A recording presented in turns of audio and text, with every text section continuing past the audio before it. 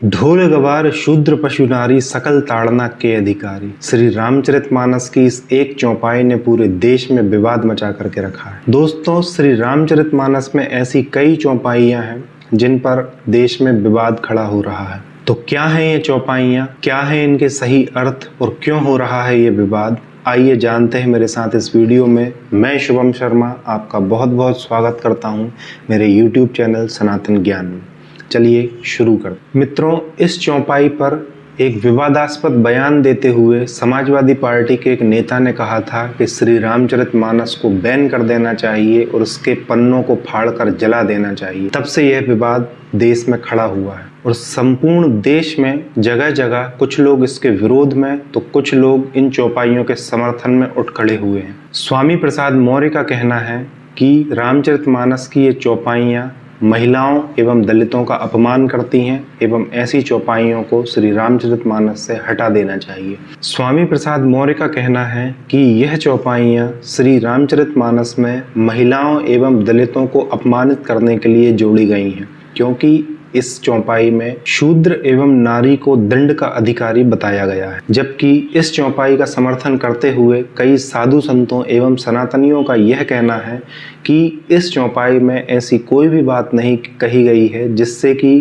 किसी भी नारी या दलित का अपमान हो, जैसा कि दलितों के तथाकथित हितैषी बन रहे नेता बोलते फिर रहे हैं, बल्कि इसमें तो शूद्रों एवं नारियों को शिक्षा देने की बात कही गई है, जैसा कि हम गीता प्रेस द्वारा प्रकाशित श्री रामचरितमानस के हिंदी अनुवाद में देख सकते हैं। इस चौपाई के संदर्भ में ताड़ना शब्द का वह अर्थ नहीं है जो कि बताया जा रहा है। मित्रों, हमने अक्सर देखा है कि जैसे जैसे देश में चुनाव का माहौल पास आता है, नेता लोग विवादित बयान दे करके एक प्रकार का माहौल बनाने का प्रयास करते हैं और देश की जनता को बांटने का प्रयास करते हैं। जैसा कि हम देख रहे हैं, अभी के समय में सारे सनातनी एक हो रहे हैं, चाहे फिर वह शिवलिंग पर जल चढ़ाने की बात हो या फिर प्रदीप मिश्रा के पंडाल में लाखों की तादाद में उमड़ रहे भक्तों की बात हो, जहां पर आपसे कोई भी नहीं पूछता है कि आप किस जाति के हैं। सबको बराबरी से बिठाल कर कथा सुनाई जाती है, फिर चाहे वह शूद्र हो या ब्राह्मण। या फिर हम बात करें पंडित धीरेन्द्र कृष्ण शास्त्री की, जहां पर पंडाल में सभी जातियों के लोग एक साथ बैठकर एक साथ अर्जी लगाते हैं और सभी की अर्जी बिना किसी भेदभाव के, बिना किसी जाति के सुनी जाती है। या फिर बात करें बागेश्वर बाबा के हिंदुत्व राष्ट्र की कल्पना की, सभी जगह हमें हिंदू संगठित होता हुआ दिखाई दे रहा है। यही कारण है कि राजनीतिक पार्टियों को अब लग रहा है कि 2024 का चुनाव अब नजदीक है और इस प्रकार से तो वोटों का ध्रुवीकरण करना असंभव है, जिसके परिणाम स्वरूप इसका खामियाजा कई पार्टियों एवं नेताओं को भुगतना पड़ेगा। इसी को देखते हुए हमारे देश की समाजवादी पार्टी के महासचिव स्वामी प्रसाद मौर्य ने वोटों को बांटने के लिए और हिंदू समाज को जातियों में बांटने के लिए इस प्रकार का बखेड़ा खड़ा किया है। इस बयान का सीधा सा उद्देश्य कुछ और नहीं, सिर्फ हिंदुओं को जातियों में बांटना है और वोटों का ध्रुवीकरण करना है। दोस्तों, जहां पर गोस्वामी तुलसीदास जी प्रभु श्री राम को मर्यादा पुरुषोत्तम बताते हैं, उनकी सबरी जैसी नीची जाति की महिला जो कि जाति से एक भीलिनी थी, उनके जूठे बेरों को खाकर उनके स्वागत को स्वीकार करते हैं और उनका उद्धार करते हैं। वे प्रभु श्री राम जो निषाद जाति के केवट को गले से लगाते हैं और उसकी नाव में बैठकर गंगा जी पार करते हैं, ऐसे प्रभु श्री राम के गुणगानों का वर्णन करने वाले तुलसीदास जी क्यों जाति का, ऊंच नीच का, भेदभाव का वर्णन अपने ग्रंथ में करेंगे? यह विचार करने वाली बात है। अब महाकवि तुलसीदास तो इस धरती पर है नहीं कि वे स्वयं आकर के बताएं, प्रेस कॉन्फ्रेंस करें कि उनने इस चौपाई में क्या लिखा है और उसका सही अर्थ क्या है। लेकिन अभी जो भी सनातन धर्म के संत हैं, वह सभी अपनी अपनी बुद्धि के अनुसार इस चौपाई की व्याख्या कर रहे हैं। कुछ लोगों का कहना है कि ताड़ना शब्द का अर्थ शिक्षा देना होता है। वहीं कुछ ने कहा कि ताड़ना शब्द का अर्थ नजर रखना होता। कुछ लोगों का तो यहाँ तक कहना है कि यह चौपाई वास्तविक नहीं है, इस चौपाई में त्रुटि हो गई है। अब देखिए, श्री रामचरितमानस अभी तो लिखी गई नहीं है, आज से लगभग 500 साल पहले इसको लिखा गया था और तब से अभी तक इसके कई संस्करण आ चुके हैं और कई बार यह ग्रंथ प्रकाशित हो चुका है। पहले के समय में तो प्रिंटिंग भी नहीं होती थी, तो हाथ से लिखकर ही इसको कई वर्षों तक आगे बढ़ाया गया है। अब हाथ से लिखी या प्रिंटेड पुस्तकों में भी कई बार गलतियां हो जाती हैं या बहुत प्राचीन प्रति को पढ़ते समय अक्षर सही से न दिखने के कारण गलती हो जाना स्वाभाविक है। तो ऐसा ही एक परिवर्तन एक पुरानी प्रति से नई प्रति में देखने को मिला है। मित्रों, जब से यह विवाद सामने आया है तब से इस चौपाई की एक पुरानी प्रति की फोटो गूगल पर काफी वायरल हो रही है, जिसमें चौपाई इस प्रकार से दी हुई है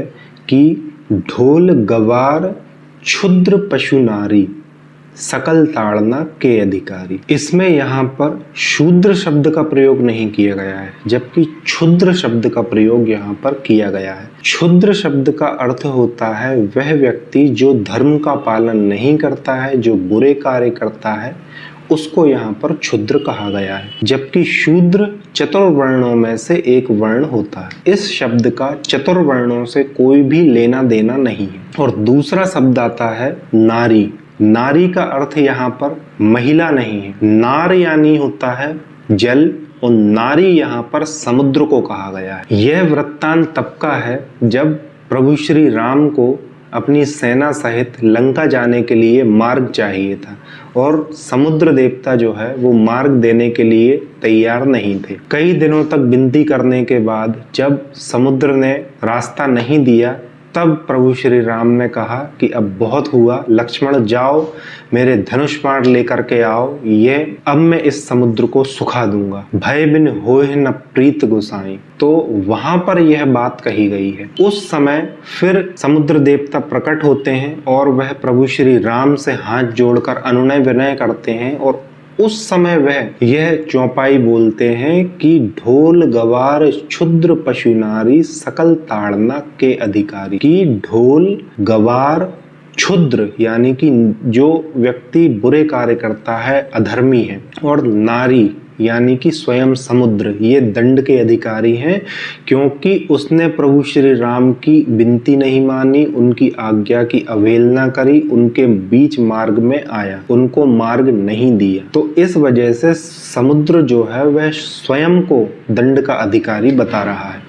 ना कि यहाँ पर किसी शूद्र की बात कही गई है, किसी दलित की बात कही गई है और ना ही यहाँ पर महिलाओं की बात करी गई। आप स्वयं विचार कीजिए, वह महाकवि तुलसीदास जिन्होंने इतने विशाल महाकाव्य की, इतने बड़े ग्रंथ की रचना करी है, जो इतने बड़े महाकवि थे, प्रभु श्री राम के भक्त थे, हनुमान जी के भक्त थे और जिन्हें स्वयं हनुमान जी ने दर्शन दिए हैं, कैसे वह अपने ग्रंथ में ऐसी छोटी बातें, जात पात की, ऊंच नीच की बात लिख सकते हैं। यहाँ तो यही समझ में आता है कि नेता लोग अपने हिसाब से इन चौपाइयों का अर्थ निकाल रहे हैं और देश की भोली भाली जनता को भटकाने का कार्य कर रहे हैं। जनता को जातियों में बांटने का कार्य कर रहे हैं ताकि अपने वोट बैंक की राजनीति कर सकें। तो इस प्रकार की बातों से हमें बचना चाहिए एवं स्वयं के विवेक का प्रयोग करना चाहिए। बाकी एक बार आप विचार अवश्य करिएगा कि क्या महाकवि तुलसीदास इस प्रकार की बातें करेंगे